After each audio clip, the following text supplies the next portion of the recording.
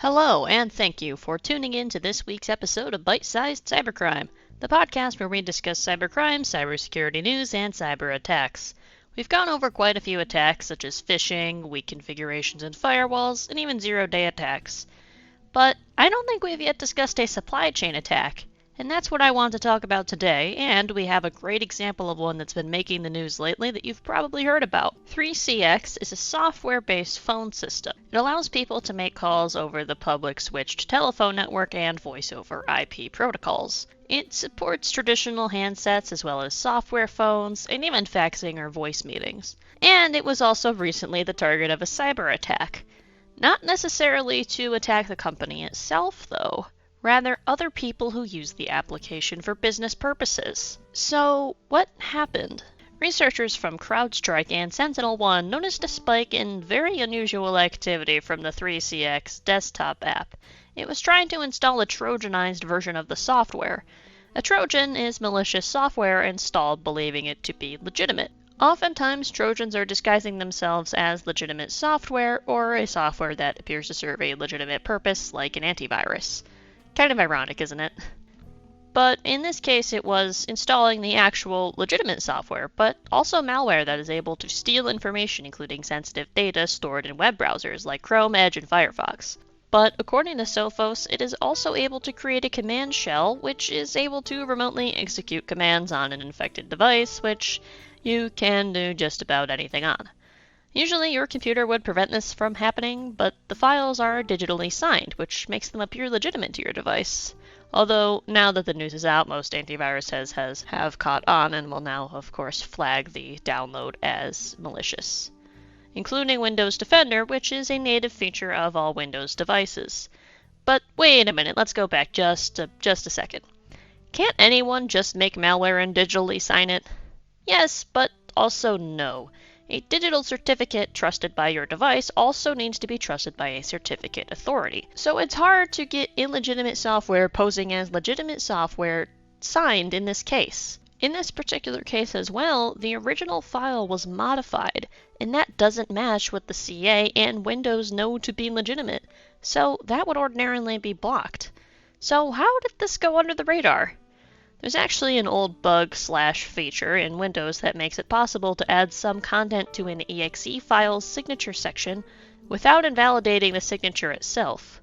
There are some legitimate purposes for this, for example, Chrome stores usage statistics in there, but of course it can also be used for incredibly dangerous supply chain attacks, such as what happened with 3CX. Another thing I plan on discussing in a future podcast is the myth that Macs can't get malware.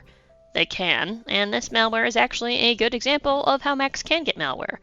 SentinelOne, CrowdStrike, and Sophos also confirm that Macs can receive Trojanized files from this very malware, and security researcher Patrick Wardle also confirmed that it is notarized by Apple, which means the operating system won't block it, kind of similar to the bug in Windows we just discussed.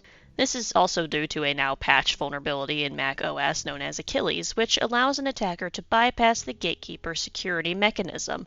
Malware is certainly less common in Macs, and that is part of what makes this very interesting, but you should still be very careful if you own a Mac because they can still get malware. And as Macs become more popular, I suspect we will see even more malware for them. 3CX CEO Mark Gala confirmed Thursday, March 30th, that the desktop app was indeed compromised and recommended all customers uninstall the app, either manually or using an antivirus to do so, and instead switch to the web version of the service, which is safe to use but the same service.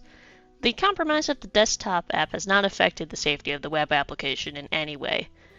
CISO Pierre Jordan states that the desktop app was compromised due to an upstream library that was used, although information on what specific library was the culprit is currently unknown, and it is also unknown if this has led to a compromise of the development environment.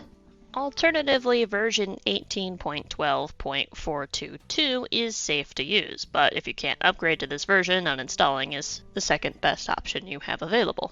So, what is the potential impact of this type of attack? Supply chain attacks are huge, as anyone using the service can be infected with malware that steals information. 3CX is also particularly big and has a lot of high-value customers, including American Express, BMW, Honda, Toyota, IKEA, Coca-Cola, McDonald's, and the UK National Health Service. If remediation efforts are not quickly taken by customers, it could lead to data being stolen. This data could be employee data, customer data, or even login credentials so that other attacks can be performed against these companies. If your organization uses 3CX, they will likely give you instructions and information on what you should do next, and will also likely either uninstall or emergency update the app. Thankfully, since the web portal is not compromised, the workaround is not disruptive, but if it was, this could be even more damaging.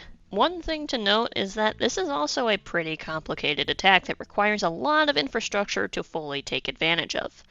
It is suspected by multiple security companies such as Sophos, CloudStrike, and SentinelOne, who you're now very familiar with, that because of that and a few other indicators such as a unique strain of malware used for info stealing, that this is a North Korean nation-state attacker, likely connected to the Lazarus group, who you may know from the Sony 2014 hack, and even the WannaCry ransomware, which is the most famous ransomware and probably one of the most well-known malware incidents ever, as well as, of course, one of the most destructive.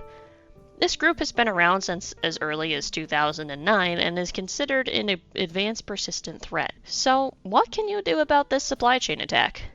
I mentioned this earlier quite a bit. Update your version of 3CX to 18.12.422 or uninstall it, especially if it is being flagged by your antivirus. Also be aware that attacks on vendors similar to this are not new and not a fluke, so it's best to carefully select your products and install patch updates whenever possible, or even come up with backup plans in case another attack like this happens. Thank you to PC Magazine, Bleeping Computer, and the Hacker News for breaking the news of this hack, and of course the researchers at CrowdStrike, SentinelOne, and Sophos for their part in discovering and confirming many of the facts we know about the case. And of course, thank you for tuning in to this week's episode of Bite Size Cybercrime, and until next time, stay secure.